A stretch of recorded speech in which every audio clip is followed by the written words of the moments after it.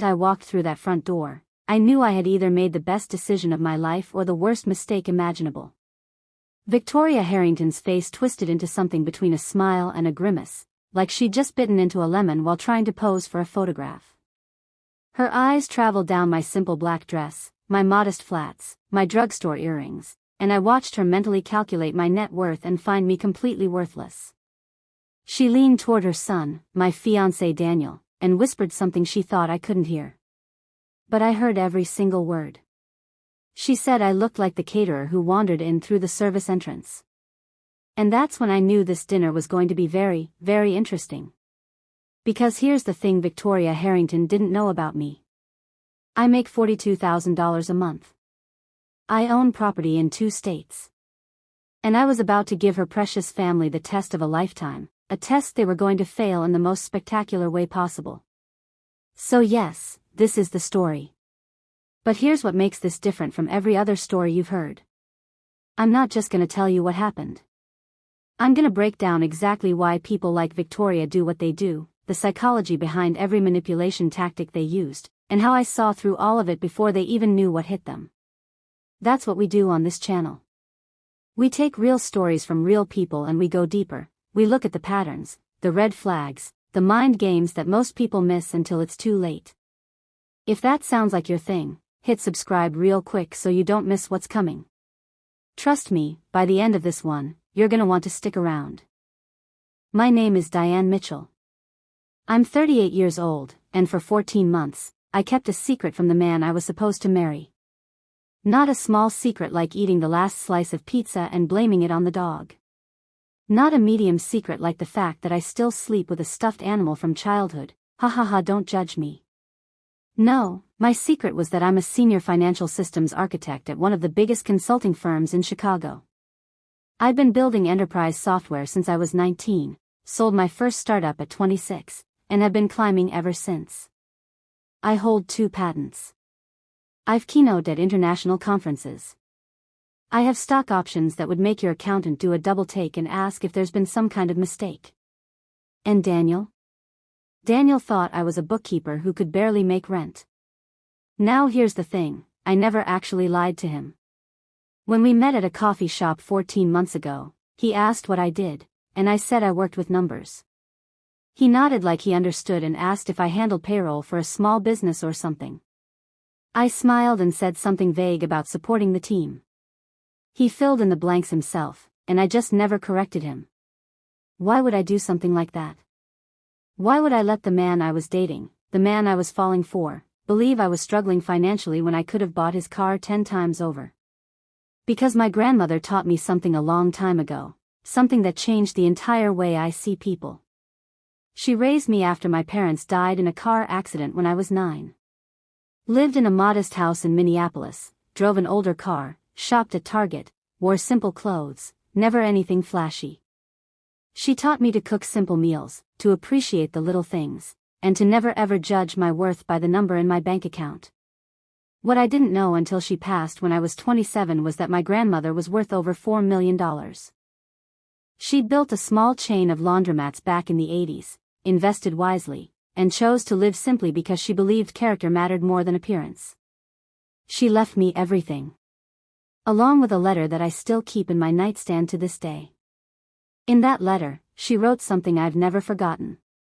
She said, "Diane, remember this, a person's true character only shows when they think no one important is watching.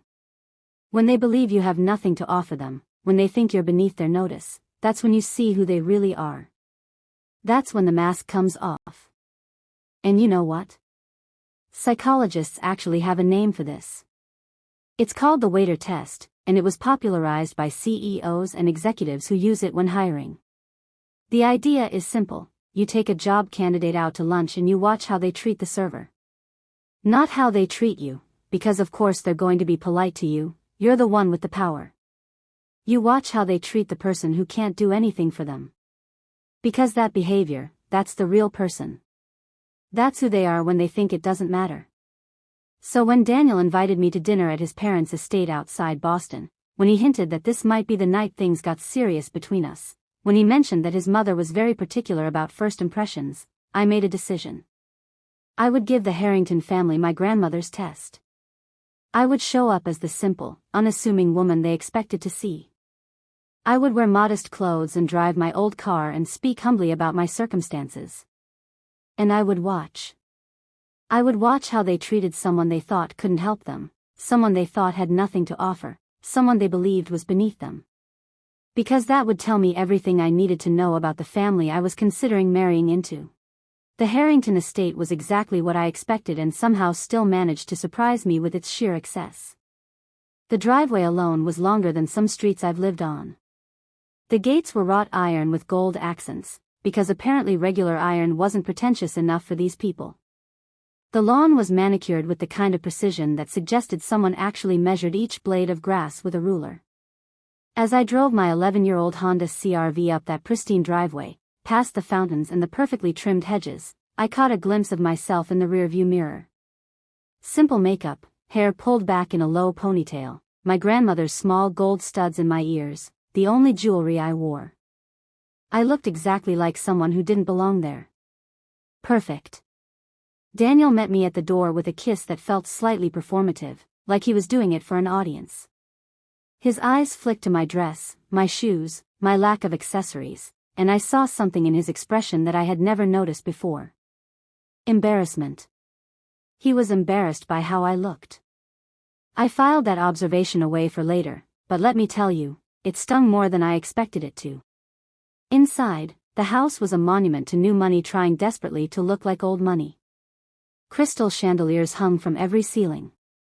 Oil paintings in gilded frames lined the walls, though I noticed they were prints, not originals. Funny how people who look down on others often can't tell the difference between real and fake. The furniture was expensive but uncomfortable looking, chosen for appearance rather than function, kind of like the family itself, I would soon learn. And there, standing in the foyer like a queen surveying her kingdom, was Victoria Harrington. She was in her early 60s with the kind of face that had clearly seen several excellent surgeons. Blonde hair styled in a perfect helmet that probably required industrial-strength hairspray to maintain. Her dress was designer, her jewelry was real, and her smile was absolutely, completely fake. She extended her hand to me like she was granting an audience with royalty. I shook it and felt the limpness, the dismissal, the complete lack of warmth. Then she made that comment to Daniel, the one about me looking like the caterer, and I smiled and pretended I hadn't heard a thing. Now here's what I want you to understand about people like Victoria, because you've probably met someone like her in your own life. They can only feel good about themselves by putting others down. Every compliment she gives herself requires an insult to someone else. It's not confidence, it is insecurity wearing a designer mask. And I was about to see just how deep that insecurity ran. There was another guest at dinner that night, someone I hadn't expected. An older gentleman named Robert Chin, introduced as an old family friend and business associate. Late 60s, silver hair, sharp eyes that seemed to miss nothing. When he shook my hand, his gaze lingered on my face with a flicker of recognition that confused me. Did I know him? Had we met somewhere before? I couldn't place him, but throughout the evening, I kept catching him staring at me with that same puzzled expression. I couldn't figure out why. Not yet. The dining room was decorated like someone had been given an unlimited budget and zero taste. The table was long enough to host a royal banquet. The place settings included more forks than I'd ever seen outside of a restaurant supply store. I counted them. 6 forks. 6 forks for a single meal. I've seen surgeries performed with fewer instruments. Victoria noticed me looking at the silverware and smiled that frozen smile of hers. She said she supposed I wasn't accustomed to formal dining, her voice dripping with false sympathy. I said my grandmother always taught me that it's not the forks that matter, but the company you share the meal with. Victoria's smile tightened almost imperceptibly. Her daughter Vivian snorted into her wine glass. And dinner began. Victoria started what I would later think of as the interrogation.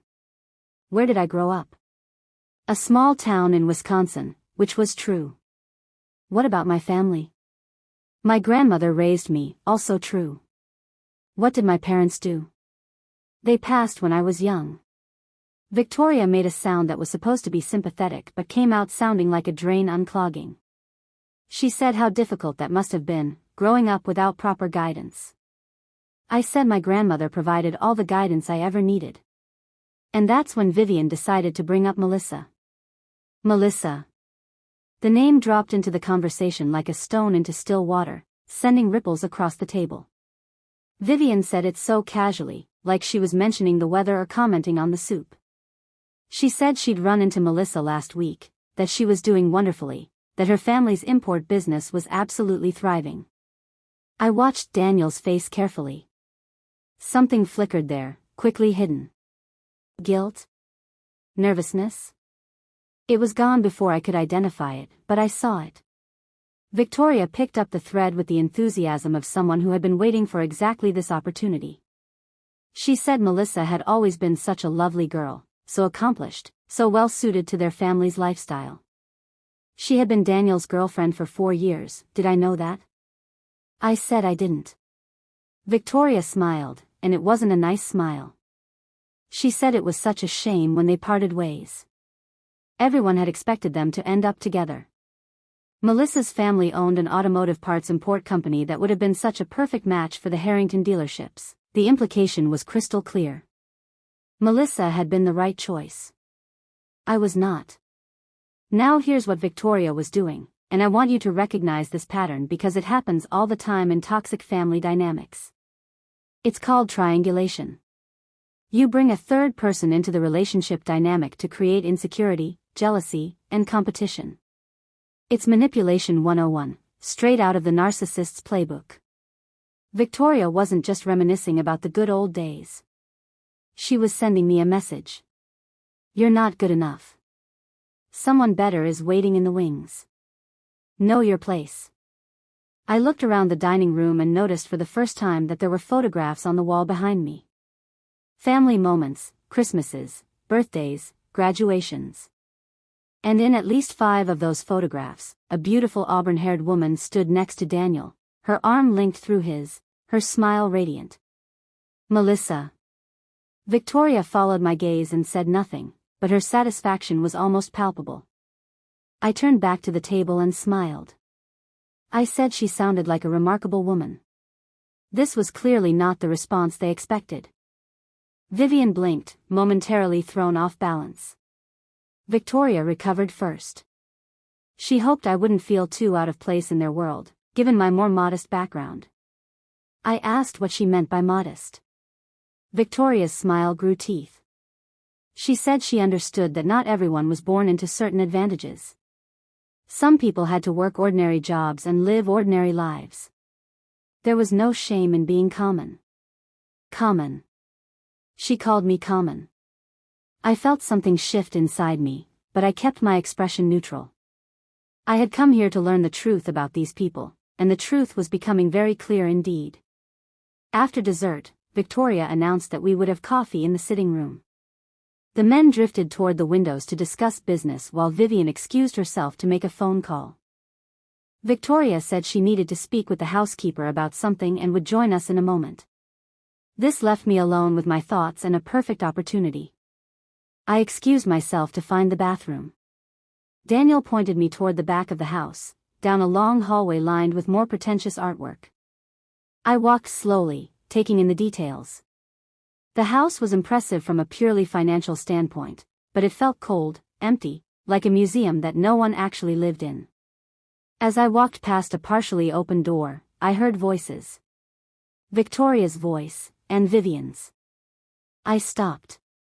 Every instinct told me to keep walking, to respect their privacy, to not eavesdrop like some character in a soap opera. But something in Victoria's tone made me pause. Something sharp, something urgent. I moved closer to the door, staying in the shadows. Victoria was saying that they needed to deal with this situation quickly, that Daniel couldn't be allowed to make this mistake. Vivian agreed wholeheartedly. She said she couldn't believe he'd actually brought me here, that she thought this was just a phase, like his vegetarian period in college. Victoria said this was more serious than a diet. This woman could ruin everything. My heart was pounding so hard I was sure they could hear it. They were talking about me, of course they were talking about me. But what came next made my blood run absolutely cold. Vivian said the timing couldn't be worse.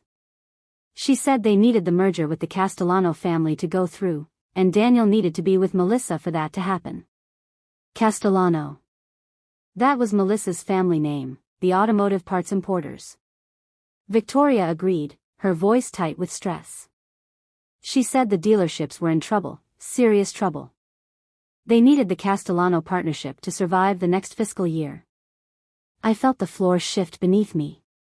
The Harrington dealerships were in financial trouble. I had suspected something from my research, but this confirmed everything. Vivian continued, and this is where it got really ugly.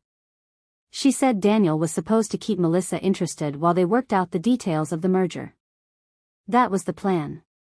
Melissa's family would invest in the dealerships, and in return, they would get access to the Harrington distribution network. It was all business. It was all arranged. And Daniel had assured his mother that he was keeping his options open with Melissa. Options open. While he was planning to propose to me. While he was telling me he loved me. While I was sitting in their dining room being insulted and humiliated. I leaned against the wall, my mind racing. This wasn't just snobbery. This wasn't just a family who didn't like their son's girlfriend. This was calculated. This was strategic. Daniel wasn't just a weak man who couldn't stand up to his mother. Daniel was using me. But for what?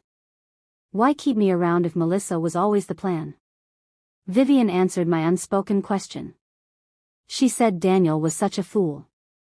He actually seemed to like this little bookkeeper, this nobody. He was supposed to use me as a placeholder, just something to keep him occupied until the deal with Melissa was finalized, but he was getting attached.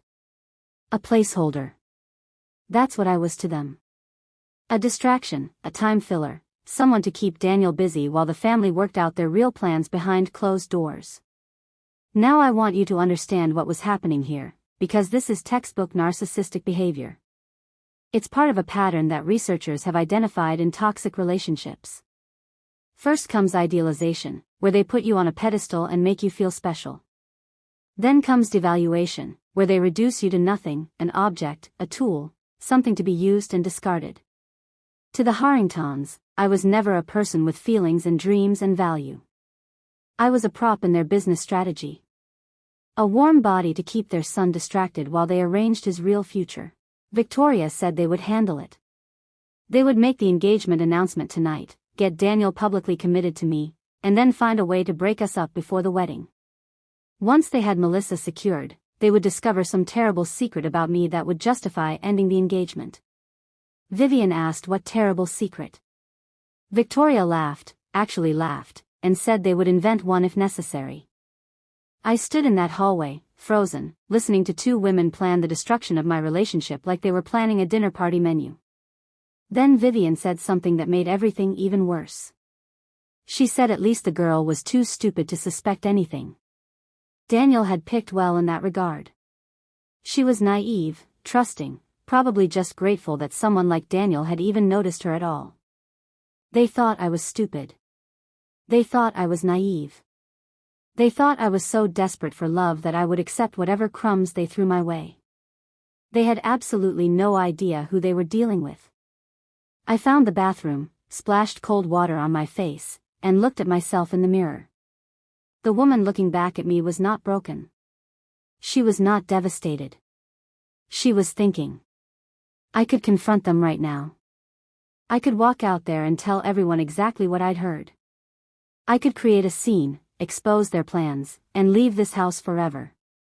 But that would be too easy, too quick. They would dismiss me as emotional, dramatic, bitter.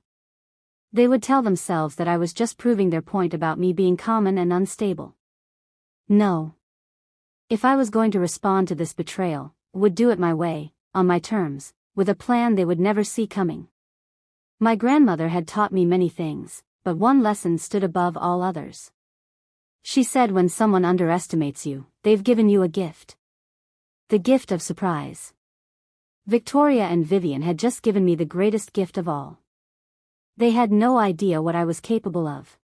So when Daniel got down on one knee later that evening, ring in hand, family watching with barely concealed triumph, I said yes. The ring was large and flashy, exactly the kind of thing Victoria would approve of. It was also, I noticed immediately, of questionable quality. The diamond was cloudy, the setting uneven. It was the kind of ring that looks impressive in dim lighting but reveals all its flaws in the harsh light of day. Much like the man holding it. Over the next few weeks, I played my role perfectly. Happy fiancé, grateful for their acceptance, completely oblivious to their schemes. And I watched Daniel. He was different now, or maybe I was just seeing clearly for the first time. The attentiveness I had once found charming now seemed calculated. The compliments felt rehearsed. His phone, which he guarded with increasing vigilance, buzzed constantly with messages he quickly hid from view. I knew who was texting him. I'd seen the name flash across his screen more than once. Melissa. One evening, I told Daniel I was working late. Instead, I parked near a restaurant where he was supposedly meeting a client. He wasn't meeting a client. I watched through the window as they sat together at a corner table, their heads close, their body language unmistakable. At one point, he took her hand across the table. At another, she laughed at something he said and touched his face. I took photographs. Not for any legal purpose, but because I wanted to remember this moment.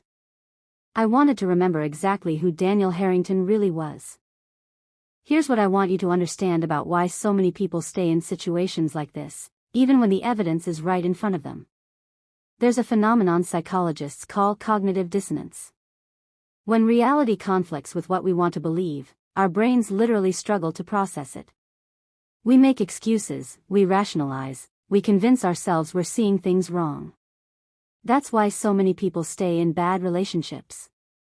It's not stupidity. It's your brain trying to protect you from a truth that hurts too much to accept. But my grandmother's letter had prepared me for this. I had already accepted that people aren't always who they seem. The test was designed to reveal the truth, and Daniel had revealed his. Robert Chen, the family friend from that first dinner, reached out to me about 2 weeks later. Turns out he'd recognized something in me that night. Recognized the look of someone playing a long game. Robert had history with the Harringtons. They'd cheated him on a business deal 15 years ago. Nothing technically illegal, just unethical enough to leave lasting bitterness. He'd been waiting for an opportunity to even the score. I was about to give him one. My research confirmed everything I'd overheard. The Harrington dealerships were hemorrhaging money. They'd expanded too fast during the good years, took on too much debt, and now the bills were coming due.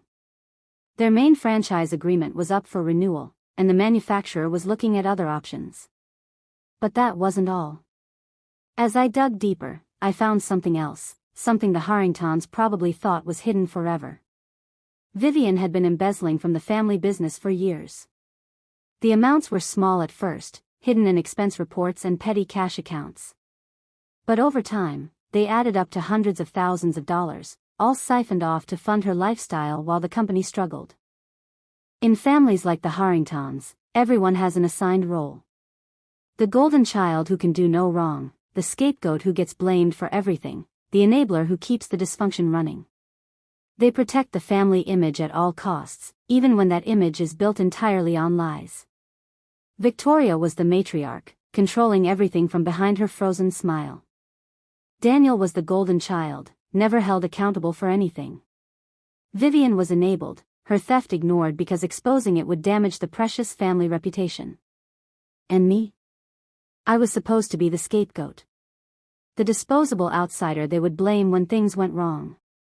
I printed everything. Financial statements, transaction records, evidence of Vivian's embezzlement. I made calls to industry contacts who still remembered my grandmother's name with respect. I reached out to the car manufacturer that was considering dropping the Harrington dealerships.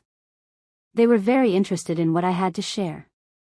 The engagement party was set for 3 weeks later at the Harrington estate. White tents dotted the manicured lawn. Crystal chandeliers hung from temporary structures, casting prismatic light across the gathering crowd. A string quartet played tasteful classical music near the fountain. Waiters in crisp uniforms circulated with champagne and hors d'oeuvres that probably cost more per bite than some people's hourly wage. Victoria had outdone herself. This wasn't just a party. This was a statement. And she had no idea what kind of statement it was about to become. I pulled up in my Honda, watching the valet's expression as he tried to reconcile my modest vehicle with the parade of Mercedes and BMWs that had preceded me. One of them actually asked if I was with the catering company. I smiled and handed him my keys. Then I stepped out of the car, and I want you to picture this moment, because this was when everything changed. My dress was deep sapphire blue, custom fitted by a designer whose name gets whispered in fashion circles with reverence. My grandmother's diamond pendant hung at my throat, a piece that had been appraised at more than most cars cost. My watch was a limited edition that only 50 people in the world owned. My shoes, my bag, my earrings, everything was carefully chosen to send a very specific message. I had spent 14 months hiding who I was. Tonight, I stopped hiding. The walk from the parking area to the main tent felt like a runway. With every step, I shed the persona I'd been wearing. The nervous girlfriend, the grateful fiancé, the simple woman who should be thankful for Patricia Harrington's grudging acceptance. Tonight, I was Diane Mitchell. The real one. The first person to notice was a woman I didn't recognize, someone's wife standing near the entrance. She looked at me, did a double take, and whispered something to her companion. They both stared. I kept walking. The second person to notice was Harold Harrington, Daniel's father. He was greeting guests near the bar, performing his duties as host with the tired enthusiasm of a man who would rather be watching golf. When he saw me, his welcoming smile froze in place. His eyes traveled from my face to my dress to my jewelry and back again, and I watched confusion replace his practiced hospitality. I said good evening and thanked him for hosting such a lovely party. He stammered something about being glad I could make it. I moved on before he could form a coherent question. Victoria found me near the champagne fountain about 20 minutes later. She'd heard the whispers. Seen the looks. She was trying very hard to maintain her composure, but I could see the cracks forming. She pulled me aside with a grip that was stronger than necessary and demanded to know what I was doing. I asked what she meant. She said I knew exactly what she meant. The dress, the jewelry, the way people were looking at me. She wanted to know what my game was. I said there was no game. I was simply being myself. She said that was impossible. Daniel had told her about my circumstances. I was a bookkeeper who lived in a studio apartment and drove a car that belonged in a junkyard. I smiled at her, and for the first time, I let her see something real in my eyes. I said Daniel had made certain assumptions about me. I said I never actually told him any of those things. I said I told him I worked with numbers, which was true. I told him I had a support role, which was also true since architects support the development teams. I never claimed to be poor. I just never corrected their assumptions. She asked why. Why would I do that? I looked at her directly, and I said my grandmother taught me that a person's true character only shows when they think no one important is watching. I wanted to see who the Harrington family really was. And now I knew. Victoria's face drained of color. Before she could respond, Harold's voice came over the speaker system, announcing that it was time for the official toasts and speeches. Victoria rushed toward the stage, trying to regain control of a situation that was rapidly slipping away from her. She took the microphone and welcomed everyone to this celebration of her son's engagement. She talked about family and tradition and the importance of strong partnerships. Then she started hinting at business opportunities, talking about growth and expansion and exciting new chapters for the Harrington dealerships. I watched the manufacturer's representative shift uncomfortably. I saw Robert catch his eye and nod almost imperceptibly. Victoria called Daniel to the stage. Then she called me. I walked toward them, every eye in that tent watching me. The whispers had done their work. Everyone knew something was happening, something unprecedented. The comfortable rules of society events had been suspended. Victoria handed me the microphone with a smile that didn't reach her eyes. She said she was sure I wanted to say a few words. I looked at the microphone in my hand. I looked at Daniel, who was starting to realize that something had gone very wrong. I looked at Victoria, who still thought she was in control. And I looked at the crowd, filled with people who could make or break the Harrington family's future.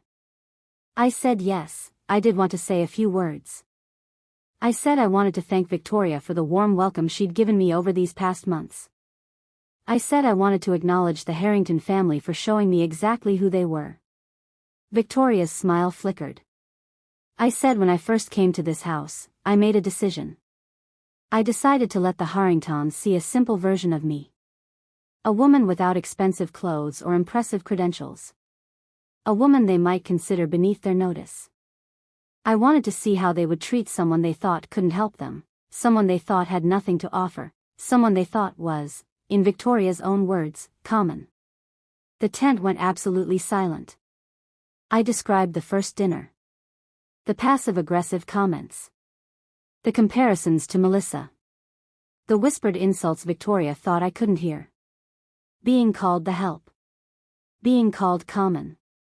Being called a gold digger by people who knew nothing about me. Daniel was staring at me now, his face a mask of horror. I said, and then I heard something I wasn't supposed to hear. I described the conversation in the hallway. Victoria and Vivian discussing how to remove me from Daniel's life. Learning that I was just a placeholder, someone to keep Daniel occupied while the family arranged his real future with Melissa Castellano. Gasps rippled through the crowd. I said I discovered that the Harrington dealerships were in serious financial trouble. They were desperate for a merger with the Castellano family to survive. And Daniel had been keeping his options open with Melissa the entire time we were together. I pulled out my phone and showed a photograph on the screen. Daniel and Melissa at the restaurant, holding hands across the table. I said this was taken 2 weeks ago while Daniel was supposedly working late. The crowd erupted. Daniel grabbed my arm and said this wasn't what it looked like, said he could explain. I said he'd already explained. I said I gave him the chance to be honest the night before, and he chose to lie. I turned back to the crowd and said there was more. I mentioned the financial records, the declining sales, the franchise agreement that was about to be terminated. Then I looked directly at Vivian, who was standing near the back of the tent, frozen like a deer in headlights. I said Vivian Harrington had been embezzling from the family company for years. Hundreds of thousands of dollars. Vivian screamed that it was a lie, that I had no proof. Robert stepped forward from the crowd. He said he had proof. He walked toward the stage carrying a folder full of documentation, bank records, expense reports, transaction histories. He handed it to the manufacturer's representative, who had moved closer with the look of a man whose worst suspicions were being confirmed. Victoria found her voice. She said this was outrageous, that she would sue us for defamation. I said she was welcome to try. Everything I'd shared was documented and verifiable. Then I reached up and removed the engagement ring from my finger. The cloudy diamond caught the light, revealing all its flaws for everyone to see. I said I would not be marrying Daniel Harrington. I said I never intended to, not after I learned the truth about him and his family. I handed him the ring and said he should give it to Melissa. She was clearly the one he actually wanted. Daniel's face crumpled. He said that wasn't true, that he had feelings for me. He said the thing with Melissa was just business, something his mother had arranged. I said that was exactly the problem. He had let his mother arrange his entire life, his relationships, his future. He had never once stood up for me when his family attacked me. He had lied to my face even when I gave him the chance to be honest. A man who couldn't be honest with the woman he claimed to love was not a man I wanted to marry. I set down the microphone and walked off that stage. The crowd parted for me like water. I didn't look back. 1 week later, I was sitting at my kitchen table with my morning coffee when my phone buzzed with a news alert. The headline read Harrington Automotive facing closure. After franchise termination, the manufacturer had officially ended their partnership, citing concerns about financial management and ethical practices. Several former business partners came forward with their own complaints. An internal investigation revealed financial irregularities being reviewed by authorities. Vivian had been asked to step down pending further inquiry. The article didn't mention me. I'd asked Robert to keep my name out of it. The story would be about the Harringtons' own misdeeds, not about the woman who exposed them. My phone buzzed again. A text from Daniel. He said he needed to see me, said he could explain everything, said he'd made mistakes but he still cared about me. He asked if we could meet for coffee, just to talk. I looked at that message for a long moment. Then I deleted it without responding. Some doors, once closed, should stay closed. Here's what I want you to take from this story, because it's not really about revenge. It's not about money or status or who has the bigger bank account. It's about something my grandmother understood better than anyone. There's actually a study from UC Berkeley that found people with higher socioeconomic status are more likely to behave unethically. They start believing that rules don't apply to them, that their money makes them better than everyone else. But here's the thing about character. It always reveals itself eventually. Maybe not today, maybe not tomorrow, but consequences always come for people who treat others like they're disposable. The Harringtons thought they could buy their way through life. They believed their money and status made them untouchable, entitled to treat people however they wanted without consequences. They were wrong. My grandmother was right all along. A person's worth isn't measured by their bank account or their social status or the opinions of people like Victoria Harrington. It's measured by their character, by the choices they make when they think no one is watching, by how they treat people who can't do anything for them. The Harringtons failed that test completely. And I finally found the answer I'd been looking for. I didn't need their approval. I didn't need Daniel's love. I didn't need anyone's validation to know my own worth. I already knew who I was. And that was enough. That was always enough. If this story hit home for you, if you've ever been underestimated or made to feel like you were less than, I want you to know something. Your worth isn't determined by how others see you. It's determined by how you see yourself. And if someone treats you like you're nothing when they think you can't help them, believe them. That's who they really are. Don't wait around hoping they'll change. They won't. If you're new here and you like this breakdown, hit that subscribe button. We do this regularly. Real stories with a bit of fiction, and real psychology about the patterns that most people miss until it's too late. Drop a comment and tell me, have you ever been tested like this? Did you pass? I'd love to hear your story.